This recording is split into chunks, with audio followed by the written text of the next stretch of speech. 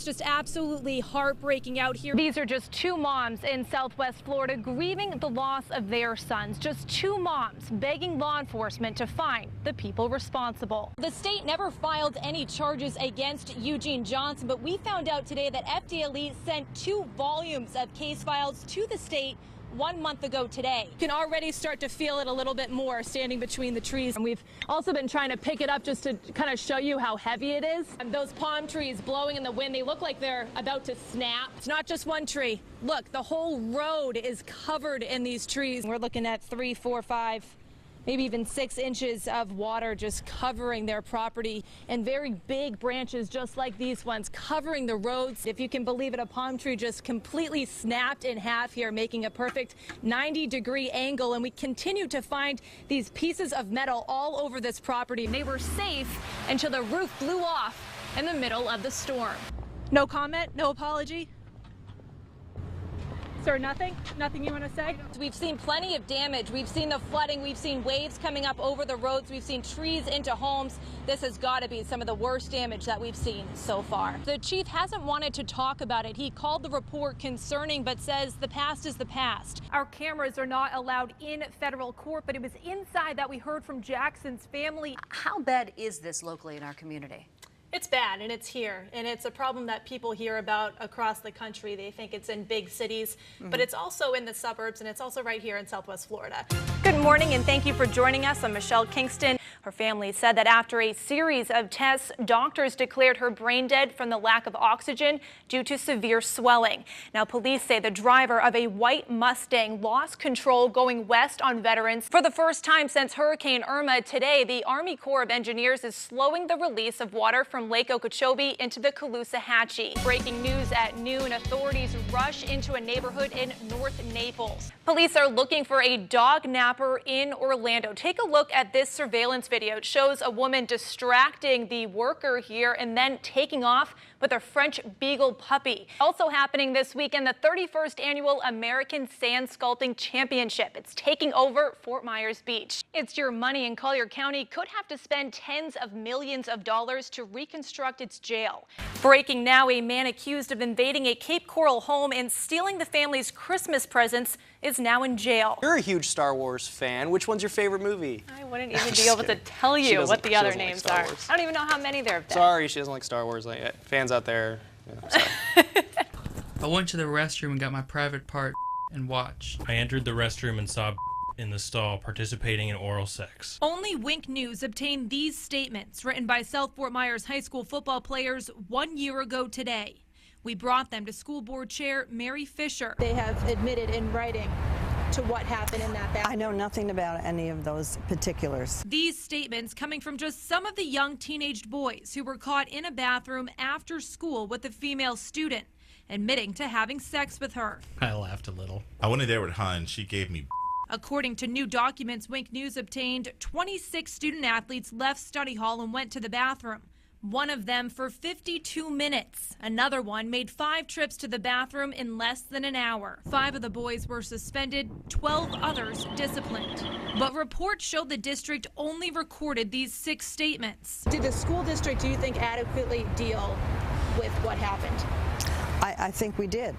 And we continue to deal on a daily basis with safety is a primary focus of this school district. A student videoed the sex acts and shared it on social media. And they sent it out like wildfire. William Scott, who was 16 at the time, was charged with cruelty towards a child, allowing a child to engage in a sexual act, and possession of obscene material for videotaping the incident.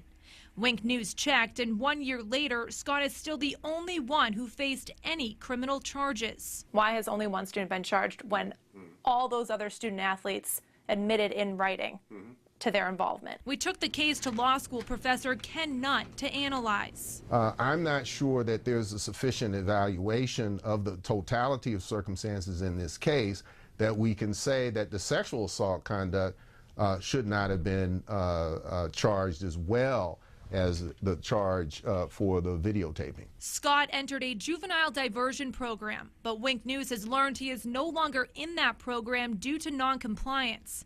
The state attorney's office is now actively reviewing a new case against him.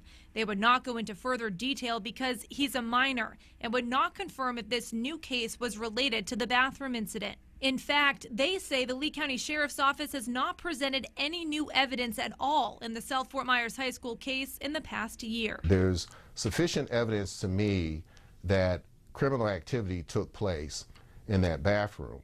And the question is, does the Sheriff's Department, does the school district, does the state attorney's office in the state take this seriously enough to investigate it at the level that it should be investigated? These new documents say the mother of the victim felt the incident was avoidable. She says she didn't request to close the investigation, but according to this email from a detective working the case, it was complete on July 6th. Just 7 weeks after the incident occurred. And according to this email, no school staff was ever interviewed or questioned during the sheriff's office investigation. And despite attempts for students and parents to keep head football coach Anthony Dixon at South, he was fired in August, but then reinstated at James Stevens International as a paraprofessional. Some of the students involved in the sex scandal also moved schools. At least 5 of the boys involved were sent to the Alternative Learning Center for just under 2 months before the South Fort Myers High School principal welcomed them back with a picture on Twitter in October. Do you think this needed to be looked at further than it was? I think it does. It's unknown where the other student athletes who wrote these statements are now, but one thing is clear. Aside from William Scott, they have not been charged. At South Fort Myers High School, Michelle Kingston, Wink News Now. Meet Greg Martin. That's his niece, Michaela. They share a common bond. Both of them now homeless because of Hurricane Irma. It got emotional, and then my dad started crying. Greg's talking about when he and his dad first returned to their house after the storm. It was sad. He and his sister Petrona take us through the destruction. Is this your room? Yes, this is my room. We see every room in the house they've called home for 15 years, where picture frames are shattered, memories now lay broken across the floor. I was hoping, praying everything was going to be fine, but I guess God had another path for us to go. Petrona now lives with her uncle, but there's not enough room there for Greg. So even with no roof on the house, he's still sleeping here at night after school. Every time I come here, I'm just like, everything's gone.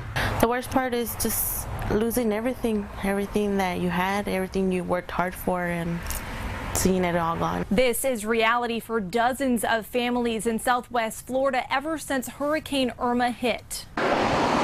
We've seen many neighborhoods get back to normal, yards cleaned up, businesses reopening, but about 1,000 students in Southwest Florida live like Greg and Michaela. More than 440 in Collier County, 570 in Lee County, and almost 100 in Charlotte County are now homeless because of Irma.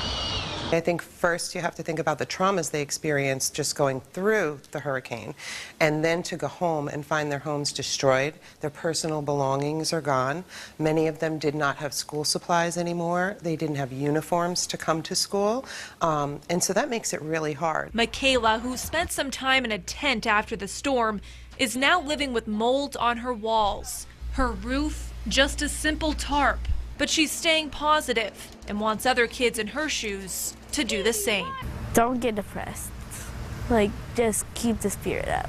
This family holding on to each other. I'm just waiting on help to get back my house. And hoping they'll have a new home for the holidays. Michelle Kingston, Wink News Now. It's very quiet here now. All that is left are these barricades surrounding the Phillips Center. Now, we just got new numbers from the University of Florida.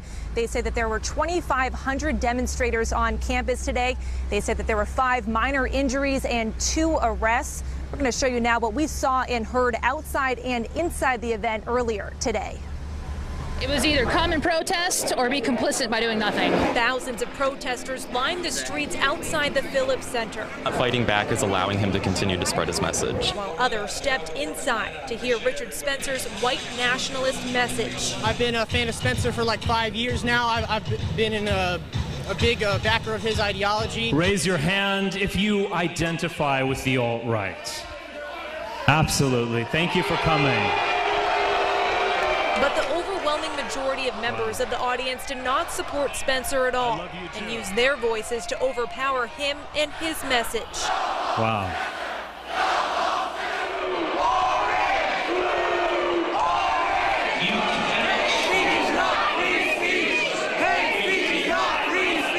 My question was, what are you still doing here? And when the event ended, the clashes continued outside. Back up.